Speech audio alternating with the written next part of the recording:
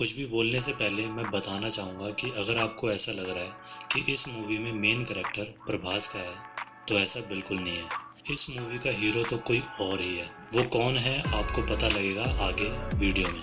दिल्ली में इस मानसून की पहली बारिश में भीगते हुए मैं पहुंचा कल की 2898 एडी देखने। मूवी के बारे में अपनी राय देने से पहले बात करते हैं इसकी स्टोरी की। तो फिल्म की स्टार्टिंग होती है महाभारत के युद्ध से, जिसमें श्री कृष्ण अश्वत्थामा को कभी न मरने का श्राप देते हैं। उस सीन के बाद हमें 6000 साल बाद का टाइम देखने को मिलता है। अब पूरी दुनिया में सिर्फ एक शहर बचा है, जो कि है काशी, जिसमें एक कॉम्प्लेक्स बनाया गया है जहाँ से लोगों पर हुकूमत चलाई जाती है और सभी लोगों को कंट्रोल किया जाता है। और कॉम्प्लेक्स को कंट्रोल करता है सुप्रीम यास्कीन, जिसका करेक्टर प्ले किया है कमल हासन जी ने। कॉम्प्लेक्स की दुनिया इतनी शानदार है कि वहाँ हर कोई जाना चाहता है, जिसमें से एक है भैरवा यानी कि प्रभास। अब शॉर्ट में अगर बताऊं तो इस टाइम तक कुछ ही लोग ऐसे हैं जिन्हें हमारी हिस्ट्री और भगवान के बारे में कुछ पता है, और मोस्टली लोग ऐसी बातों को सिर्फ कहानियां समझते हैं। जिन्हें पता है उनमें से एक है अश्वत्थामा यानी कि अमिताभ बच्चन जी।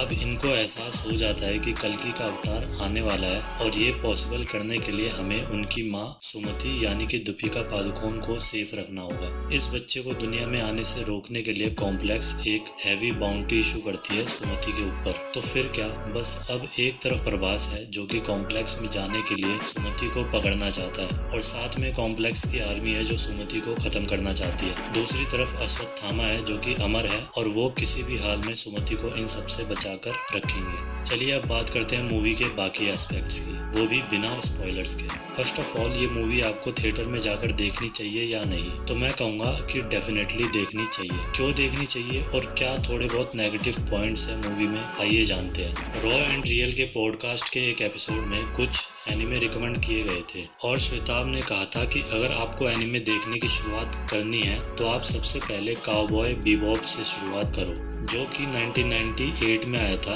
और उसकी स्टोरी 2071 के टाइम में एस्टेब्लिश थी, जिसका मेन कैरेक्टर एक बाउंटी हंटर होता है। उनकी रिकमेंडेशन पे मैंने वो एनिमे देखा था, और इस मूवी में जब भी बाउंटी या फिर बाउंटी हंटर वर्ड्स यूज होता है तो मुझे बार बार उसी एनिमे की याद आ रही थी। आई डोंट नो आपने वो एनिमे देखा है या नहीं, लेकिन अगर आपने देखा है तो कल्कि 2898 की जो दुनिया है और प्रभास का कैरेक्टर आपको उस शो से काफी सिमिलर लगेगा। जैसे कि उसके स्टाइल में बात करना, उसकी तरह केयर फ्री रहना, बुच्ची जैसे सिमिलर पर्सनल व्हीकल होना सबके पास, और ग्रुप्स का आपस में बाउंटी के लिए लड़ना, ये सारी चीजें आपको एक बार काउबॉय बीबॉप की याद जरूर दिलाएगी अगर आपने देखा होगा तो। हालांकि उसकी स्टोरी और इस स्टोरी में जमीन आसमान का फर्क है, और बहुत सारे एस्पेक्ट्स में ये मूवी उससे बिल्कुल अलग है। मूवी लेंथ से आपको डरने की जरूरत बिल्कुल भी नहीं है कि 3 घंटे की मूवी है कहीं पका ना दे, ऐसा बिल्कुल भी नहीं है। 3 घंटे कहाँ जाएंगे आपको पता भी नहीं लगेंगे। हालांकि बीच बीच में आपको ऐसा जरूर लगेगा कि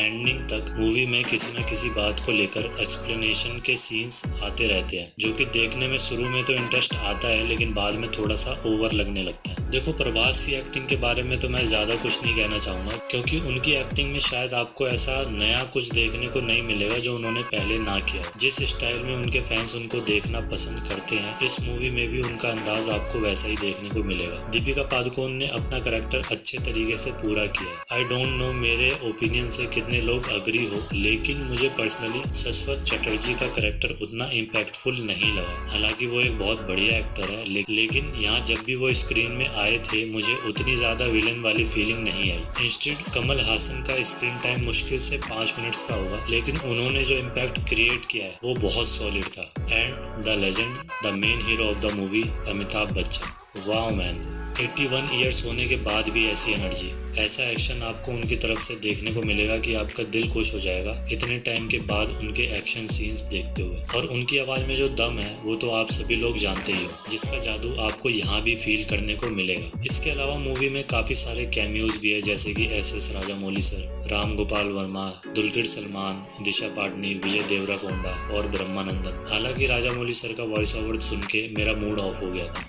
इसके अलावा यार मूवी के बीच में प्रभास और दिशा पाटनी का एक सॉन्ग डाला हुआ है, वो मुझे बिल्कुल ही अननेसेसरी लगा। वो मूवी की थीम से मुझे बिल्कुल ही अनफिट सा फील हुआ। आई रिकमेंड कि आपको ये मूवी थिएटर्स में जरूर देखकर आनी चाहिए। इनफैक्ट आपको अपनी फैमिली के साथ देखकर आनी चाहिए। You will really enjoy this movie with your family. Movie का VFX और CGI एकदम टॉप नॉच है। ये मूवी देखकर पता लगता है कि अगर एक मूवी का बजट 600 करोड़ है तो किस लेवल का आपको एनिमेशन देखने को मिलना चाहिए। एक वो आदि पुरुष के 600 करोड़ कहाँ लगे थे किसी को कुछ पता ही नहीं चला। मूवी की स्टोरी लाइन बहुत बढ़िया है। एक बिग बजट इंडियन मूवी में अच्छी स्टोरी, अच्छी एक्टिंग, बढ़िया एक्शन, जबरदस्त VFX और CGI आपको बहुत रेयरली देखने को मिलता है। ऐसा फर्स्ट टाइम हुआ है तो अपनी फैमिली के साथ जाके आपको ये थिएटर में जरूर देखनी चाहिए। तो फिर मिलते हैं नेक्स्ट वीडियो में।